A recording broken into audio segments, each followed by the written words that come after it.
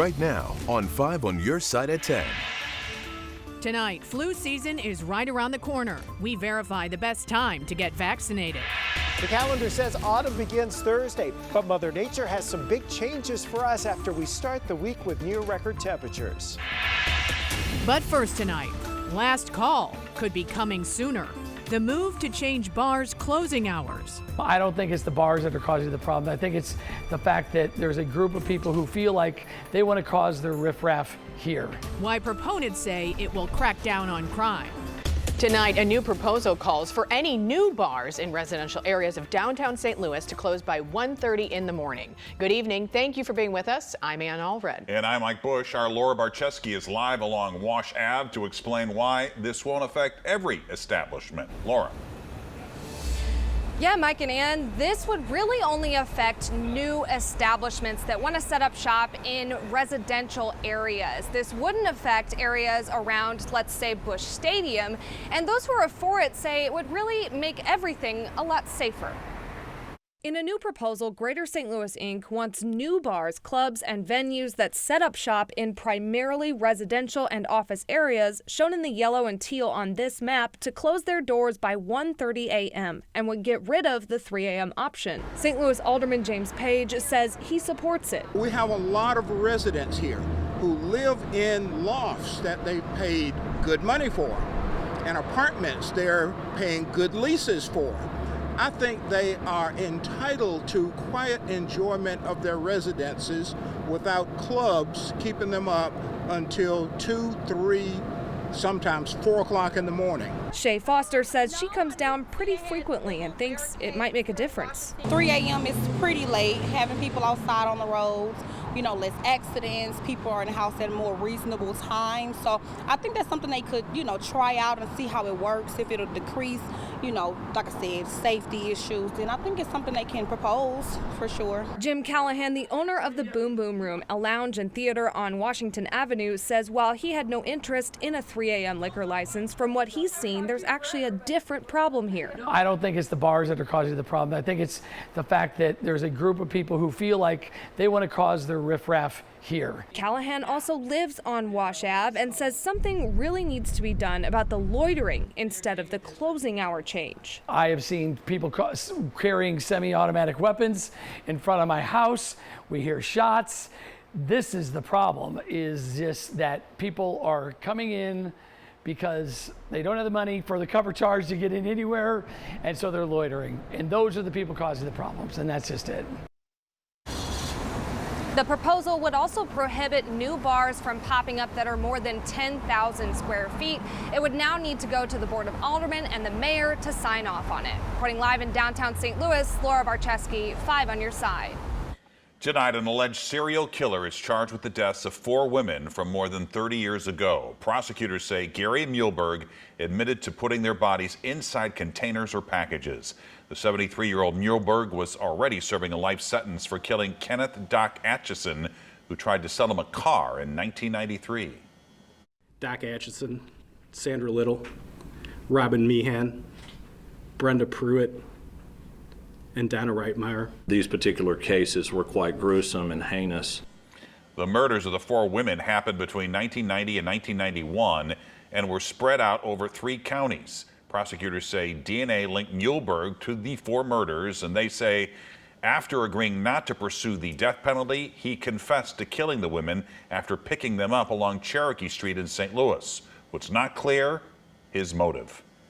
In terms of a motive and how put it this way, the defendant was familiar with these victims only on a very surface level. I don't think there was an extended type of relationship between him and any of these individuals. In terms of a motive, I wish I could tell you exactly what happened. Prosecutors say there is a possibility there are more victims. Tomorrow, testimony gets underway in a high-profile murder trial in St. Charles County. Prosecutors are seeking the death penalty against Richard Emery. He's charged with 4 counts of first-degree murder for the killings of his girlfriend, her 2 young children, and her mother. They were found murdered in their St. Charles home in 2018. Our Justina Coronel will be in the courtroom tomorrow. Look for her reports tomorrow night. Tonight, St. Louis police are looking for the first who shot and killed a woman inside a North City home. Chavez Davis was found dead at a house on Lexington Avenue this morning. Investigators say the 29-year-old woman was shot in the head. Anyone with information is urged to call Crime Stoppers at 866-371-TIPS. Tonight, the National Transportation Safety Board is investigating after a train derailment in rural Clinton County, Illinois. According to the Albers police chief, roughly 20 to 25 rail cars derailed just west of town around 11:45 this morning along Winter Road. The good news, no one was injured, though power was knocked out in the area for roughly an hour. It appears the train was carrying a number of cars and trucks. There was nothing on there as far as chemical-wise that would be alarming to anybody in the public. And as far as the danger, it's just a matter of staying away because there's quite a bit of debris laying around. Cleanup is expected to take 2 to 3 days. Tonight, owners of a popular St. Louis restaurant say they'll have to close indefinitely. An early morning fire destroyed the rooftop patio at Vin de Set on Choteau in Lafayette Square. The building is also home to PW Pizza and 21st Street Brewers. Those businesses hope to reopen soon. No word on a cause to the fire. Tonight, Hurricane Fiona is dumping more rain on Puerto Rico. The storm has already knocked out power and water to most of the island. National Guard troops have rescued more than 1,000 people stranded by floodwaters. The storm hit nearly 5 years to the day after Hurricane Maria knocked out the power grid. Hurricane Fiona is expected to strengthen in the coming days as it nears Bermuda. Some St. Louis area parents are following Hurricane Fiona's every move. Their loved ones live in Puerto Rico, and Robert Townsend's here with the storm's local impact. Robert? Mike and Ann, I talked to a North County dad and a Central West End mom. Now, both know tonight Hurricane Fiona is still churning in Puerto Rico, and their concerns for their relatives are growing. Oh, it breaks my heart. Tony Maldonado is the chairman of the Hispanic Leaders Group in St. Louis. He lives in Florissant, but for several days now, his thoughts have trekked to Puerto Rico, where Hurricane Fiona has left its mark. 5 years to the day, Hurricane Maria battered the island. Yeah, there's still blue tarps on houses from Maria. His 51-year-old son, Anthony Maldonado, and his 4 grandsons live near San Juan. Their home is now flooded. In the last couple of days, Tony and Anthony has not had power. Tony's loved ones are among the 1 million plus Puerto Ricans living without electricity and running water due to the hurricane. And through it all, Anthony, who works at an insurance company, is helping flood victims recover. And so he's now busy helping with that aspect of it. You know, your house can come right down with the mudslides. Or you can get buried in a mudslide. Hurricanes are so unpredictable. Central West End mom Sandy Wright is also keeping a close eye on the hurricane-hit island that's battling torrential rain, mudslides, and wild winds. Wright's son, Gene Spilker, and his wife, Wendy, moved to San Juan 4 months ago. We just don't know, and the uncertainty is part of the fear. Concerned parents now tracking the storm and their family members via text messages. I just cross my fingers that he can get a good cell tower where we can ping off of that and he can receive calls. And we're just hoping that it goes away. Volunteers with the Hispanic Leaders Group in St. Louis and the Puerto Rican Society Incorporated are now on standby to help hurricane victims with any food, toiletries, and other donations if needed. Tonight, the 10 days of national mourning are over in the United Kingdom. Queen Elizabeth II is now buried next to her husband, Prince Philip, in St. George's Chapel at Windsor Castle. Earlier today, world leaders, royalty, and people from around the world gathered to pay their respects. It started with an extravagant and somber ceremony at Westminster Abbey. Thousands lined the procession route as her coffin made its way to her final resting place. America's Churchill Museum in Fulton, Missouri hosted a ceremony today to honor Britain's longest reigning monarch. It featured tributes from museum officials, Westminster College students, and fans of the Queen. Nancy Tucker Cleveland, a Fulton native, attended the Queen's coronation in 1953 at the age of 14. She says she would love to attend King Charles III's coronation. This was a surprise my grandfather gave me. Ever since I went the first time for the coronation, I have loved England. Oh, I'd love to go, but I don't know when it's going to be, and at my age. Westminster College has a deep connection with England. The Church of St. Mary was moved from London to Fulton. The college is also where Winston Churchill delivered his famous Iron Curtain speech. Tonight, the tap water in St. Charles is leaving a bad taste for some residents. The city has received several complaints about the taste and odor from drinking water. Officials blame a pipeline failure from the St. Louis Howard Bend water treatment plant, which supplies 50% of the St. Charles City water. Repairs have been made, but it could take a few days for normal conditions to return. The city contends the drinking water is safe. Tonight, Manchester Road is reopened. The Brentwood-Maplewood area is feeling better tonight. About an hour ago, MoDOT crews began opening near Manchester, near Hanley. It's been closed since May as part of an improvement project. For now, just 2 westbound lanes and 1 eastbound lane will be open. Remaining lanes should reopen next month. The COVID booster and the flu shot. Should you get a double dose? We verify. A call to collect medical debt. I believe that they just made a mistake, but I had never been to that urgent care. There's a chance you may not owe. How to figure out whether you should pay up. The late season heat and humidity pushing the heat index values close to 100 again Tuesday afternoon. But there are changes on the way starting later Wednesday. Right now, an Illinois man is on his way home. More than 2.5 years since he was taken hostage by the Taliban. The United States and the Taliban exchanged prisoners today. Mark Frericks, a Navy veteran from the Chicago area, was kidnapped in January 2020 while doing contract work in Afghanistan. In exchange, the U.S. is sending a man being held on drug charges back to Afghanistan.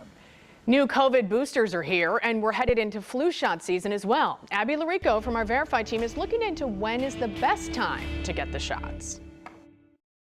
Let's verify. Is it too early to get an annual flu shot?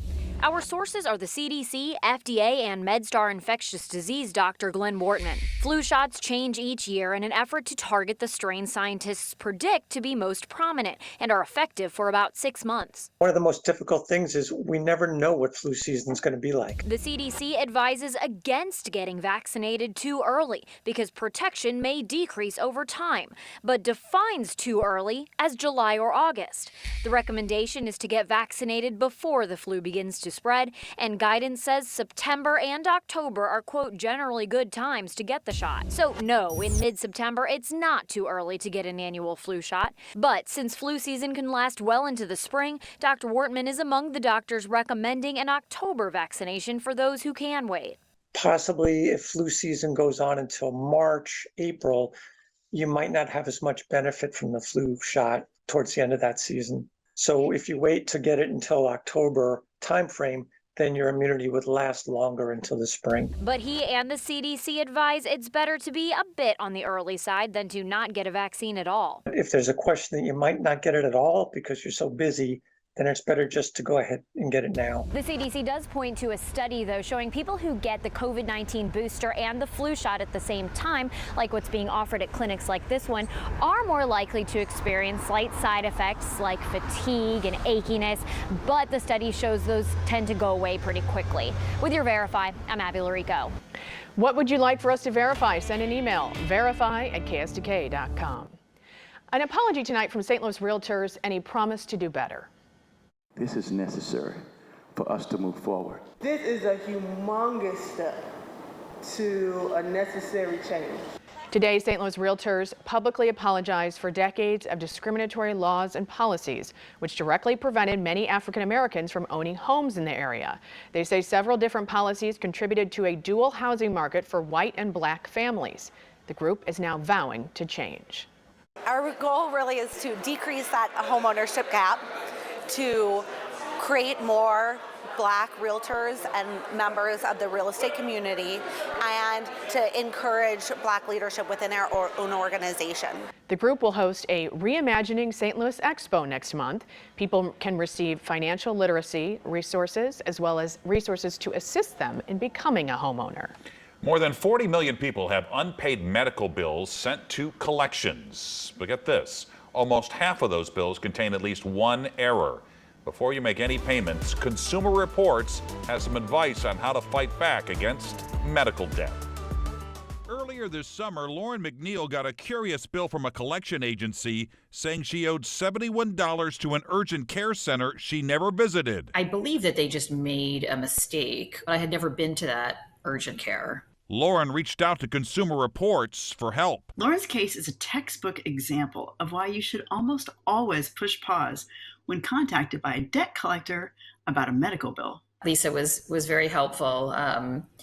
We would, call some of the places together, and she would help me kind of navigate the process. If you're contacted by a debt collector for a medical bill you believe to be wrong, never pay it right away. Instead, CR says to take these steps. Gather as much info as you can, including the name of the collection agency, the person you're speaking with, their phone number, address, email, and as much information about the bill as possible. There are a lot of scams out there, so doing this can deter any phony debt collector. Next, ask the debt collector to send verification of the debt. You can expect to receive information on the debt in the mail within about 5 days after your request. If the verification letter shows an error, file a dispute in writing by either email or certified letter within 30 days, or else the collection agency will assume the debt is valid. We had Lauren send a certified letter to the debt collector with all the documentation showing that she did not actually owe the bill. She still hasn't heard back, so she is not obligated to pay off any of the debt. As I told my son this whole story, and he said, all of this for $71? And I said, yes, but you can imagine if it was thousands of dollars. And one more tip, there might be a statute of limitations on how long a debt can be collected. So don't pay any part of the debt until you're sure you still owe it. Great advice. Let's get to Chief Meteorologist Scott Connell. Feels like summer, not for long. Not 45 for long. hours left of summer, about that. Maybe? By this time Wednesday night and into Thursday, we're going to see big changes. But this is a summertime sunset, don't you think? That sun was hot today in St. Louis.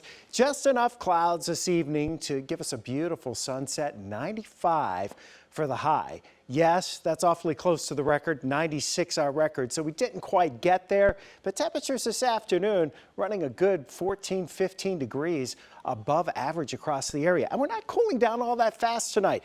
We have some clouds that are drifting in from the west. Temperatures are still above 80 degrees around St. Louis, 70s in the outlying areas.